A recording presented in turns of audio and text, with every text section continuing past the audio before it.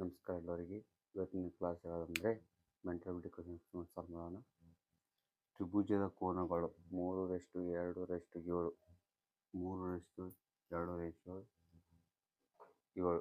ಇದು ರೇಷಿಯೋ ಮತ್ತು ಪ್ರಪೋರ್ಷನ್ಗೆ ಸಂಬಂಧಪಟ್ಟ ಟಾಪಿಕ್ ಇದೆ. ಇದು ಪ್ರೀವಿಯಸ್ ಇಯರ್ ನಡೆದಿರ್ತಕ್ಕಂಥ ಕ್ವಶನ್ ಪೇಪರು. ಇದು ಯಾವ ಥರ ಸಾಲ್ವ್ ಮಾಡ್ಕೊಂಡ್ರೆ, ಇದು ಸಾಲ್ವ್ ಮಾಡೋಕ್ಕಿಂತ ಮುಂಚೆ ಇದಕ್ಕೊಂದು ಬೇಸಿಕ್ ಕಾನ್ಸೆಪ್ಟ್ ಇದೆ, ಅದನ್ನು ಕ್ಲಿಯರ್ ಮಾಡ್ಕೊಳ್ಳಿ. ಯಾವುದು ಬೇಸಿಕ್ ಕಾನ್ಸೆಪ್ಟ್ ಅಂದರೆ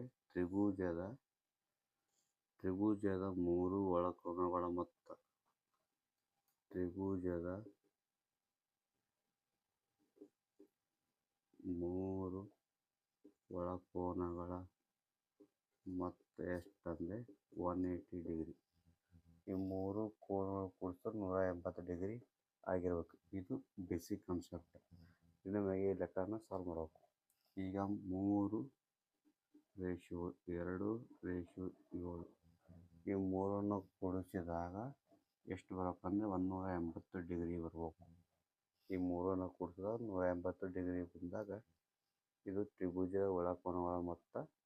3 ಒಳಕೋನಗಳ ಮೊತ್ತ 180 ಡಿಗ್ರಿ. ಇದು ಬೇಸಿಕ್ ಕಾನ್ಸೆಪ್ಟ್. ಬನ್ನಿ ಈಗ ಸಾಲ್ವ್ ಮಾಡೋಣ. 3 2 5 5 1 7 12 12x = 180 ಡಿಗ್ರಿ ಆಯಿತು. ಇವಾಗ x = 180/12. 12 2 6 ಮಾಡೋಣ, 2 9 ಮಾಡೋಣ, 3 2 ಮಾಡೋಣ, 3 3 ಮಾಡೋಣ, 2 1 2 15. x = 15 ಬಂತು. ನಮಗೆ ಇವಾಗ x ವ್ಯಾಲ್ಯೂ ಎಷ್ಟು? 15.